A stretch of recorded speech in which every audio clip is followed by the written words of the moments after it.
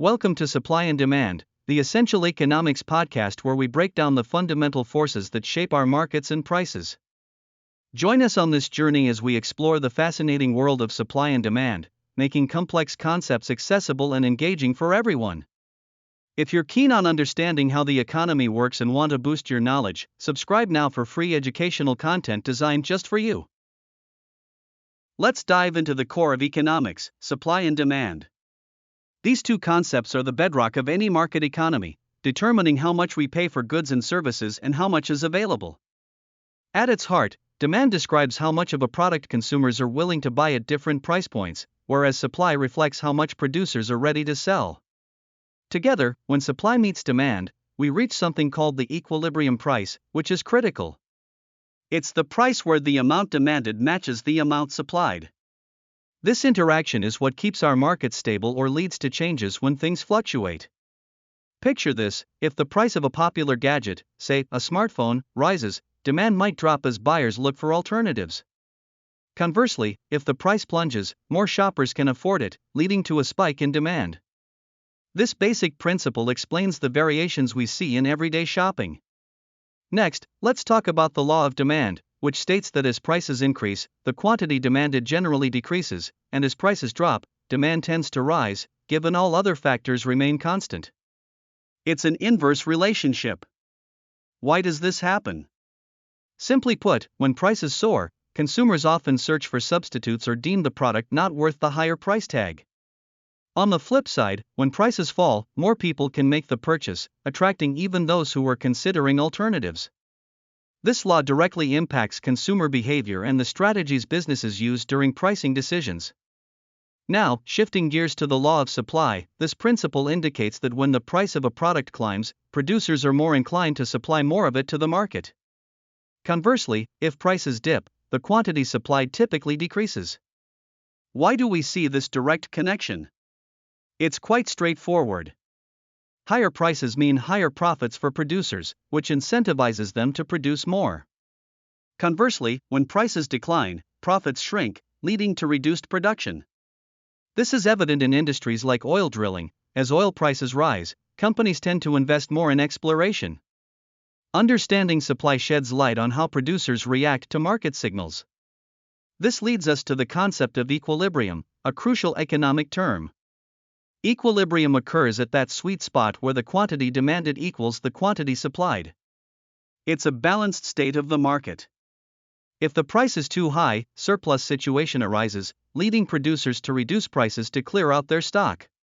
Conversely, if prices are below the equilibrium, shortages can occur. There's not enough of the product to cater to all buyers, driving prices upward. Grasping equilibrium is essential as it explains why prices stabilize around certain levels and how market dynamics work. But demand doesn't remain constant, it can shift due to various factors. Hence, the price might stay the same while demand fluctuates. Several aspects can cause these shifts.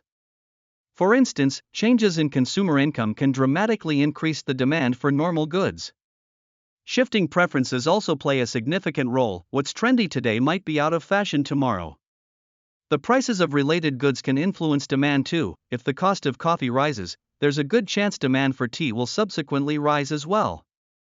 Expectations about future prices also affect buying patterns. If consumers believe prices will rise, they might stock up now.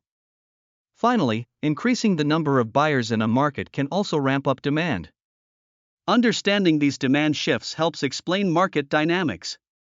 On the supply side, just as with demand, factors can cause shifts even with constant prices. For instance, production costs can affect how much of a product is available in the market. If prices for raw materials surge, supply may drop. Conversely, if production technology improves, the supply can increase as production becomes more efficient. The number of producers also counts. More competition generally means a higher supply. Regulations and taxes can also play significant roles. Higher taxes can increase costs, reducing supply, while subsidies can encourage production. Natural conditions, especially in agriculture, can lead to sudden shifts in supply. Understanding these elements is key to how the market adjusts. Another important concept to grasp is price elasticity, which measures how sensitive consumers are to price changes. Elastic demand means that even small price fluctuations can lead to considerable shifts in the quantity demanded. Think of non-essential items like luxury goods. Consumers are likely to reconsider if prices rise. Whereas inelastic demand represents essential goods, such as medicine or basic food, where price changes don't significantly alter how much is bought. Businesses and policymakers need to understand this concept for their pricing strategies. Lastly, we can't ignore the impact of shortages and surpluses. Shortages occur when demand exceeds supply at a certain price, leading to frustrated consumers. Conversely, surpluses happen when there is an excess of goods that consumers just aren't buying. Both conditions often result from prices being artificially controlled or sudden changes in demand. These market imbalances are typically temporary as prices inevitably adjust to restore equilibrium. The market inherently corrects itself when prices rise, demand drops, and supply increases, and vice versa for surpluses. Observing supply and demand in real life is fascinating. Take concert tickets. Limited seating combined with high demand results in pricey tickets. Or consider new electronics that often have a high launch price because of initial demand outpacing supply. Seasonally, items often go on sale post-season as retailers seek to eliminate surplus stock. Gas prices fluctuate due to global events affecting supply and changes in demand stemming from travel seasons or broader economic factors. A fundamental understanding of these economic concepts equips you to make better choices, whether as a consumer or future entrepreneur. Supply and demand form the foundational tools that explain many facets of our economy and provide insights into everyday life. As you navigate your experiences, remember that the invisible hand of these economic forces guides markets. The more you understand, the more effectively you can engage with them. In summary, today's lesson explored the vital concepts of supply and demand. We discussed how these principles dictate pricing and market equilibrium.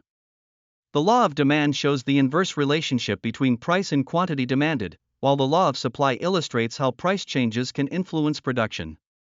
We also examined the significance of equilibrium and how supply and demand can shift due to various factors, including consumer behavior, production costs, and available substitutes.